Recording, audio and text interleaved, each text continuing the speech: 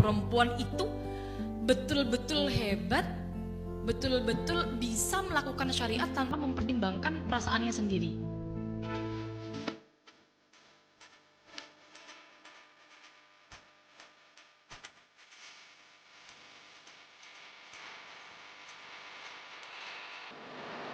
Sebagai seorang perempuan kita harus paham bahwa kita melakukan syariat, melakukan ajaran Islam itu jangan hanya mementingkan ego saja. Kadang banyak sekali, mohon maaf nih, saya hanya sedikit cerita saja. Saya punya saudara, sepupu saya sendiri. Beliau panutan saya lah dalam saya katakan beliau ini panutan saya dalam perempuan itu betul-betul hebat, betul-betul bisa melakukan syariat tanpa mempertimbangkan perasaannya sendiri. Dia istri pertama, mohon maaf, suaminya pertama kali jadi suami istrinya, mantan anyar itu sudah memiliki wacana untuk mathna.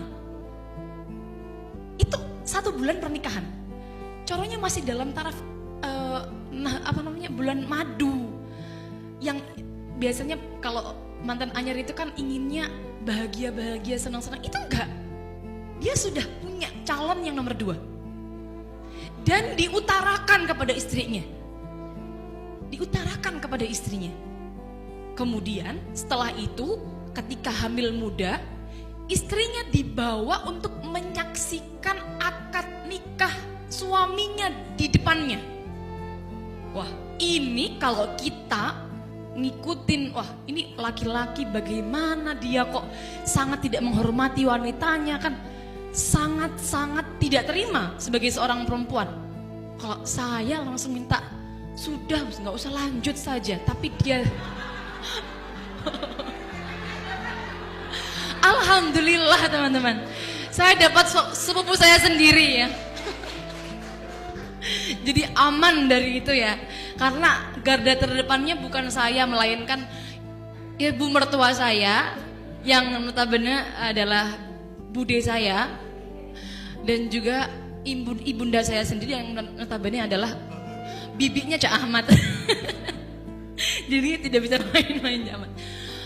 Maksud saya seperti ini kita harus paham lah bahwa kadang perempuan itu condongnya gimana dia harus dihormati saja ya, mengunggulkan perasaan. Karena kan kalau perempuan studi gender mungkin sudah sangat paham sekali. Kita perempuan kan naqis suatu aklin wa dinin, itu bukan kekurangan. Naqis suatu aklin wa dinin bukan kekurangan. Kalau dikajikan naqisoh, wah ini kurang akal, kurang agama, kan seperti kekurangan kan. Ini bukan kekurangan. Naqis suatu aklin itu bukan berarti akalnya lebih rendah dari laki-laki, bukan. Tapi lebih menonjolkan perasaan, sehingga kadang-kadang dalam setiap gerakan atau tindakan itu menggunakan perasaan daripada menggunakan logika, seperti itu.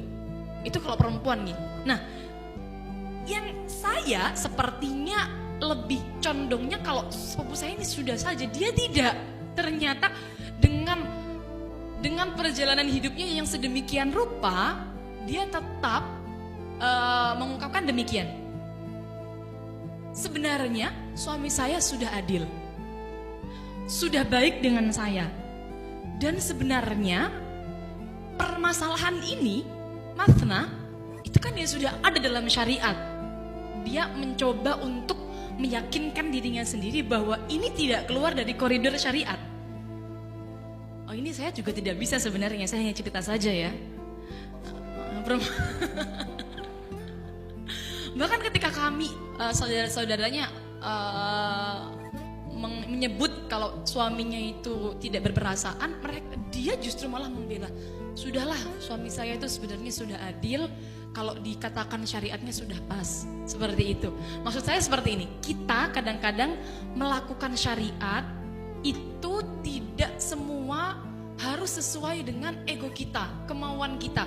Kadang-kadang berat sesuai dengan kemauan kita, tapi kalau syariatnya demikian ya sudah, kita niatkan betul-betul untuk melakukan syariat.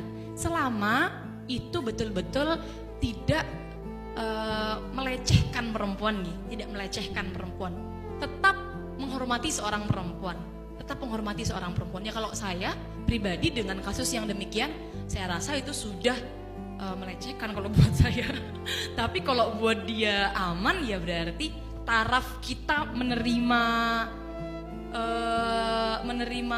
perlakuan dari seorang laki-laki berarti berbeda-beda. Nah, saya tidak ingin membuat perempuan ini tidak berani, bukan. Tapi hanya saya itu ingin membuat perempuan itu lebih pintar memilah-milih.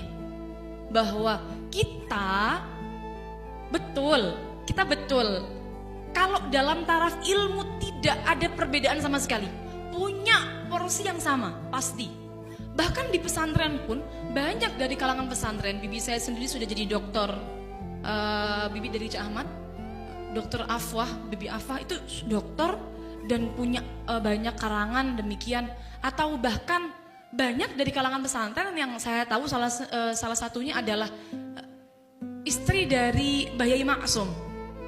Walaupun tidak belajar di Rual, beliau itu terkenal, sangat terkenal di masa itu ahli tafsir. Belajar tafsirnya kepada ayah dan suaminya sendiri. Maksud saya berarti di pesantren sebenarnya perempuan itu punya porsi yang sama untuk cerdas dengan laki-laki. Tidak ada bedanya.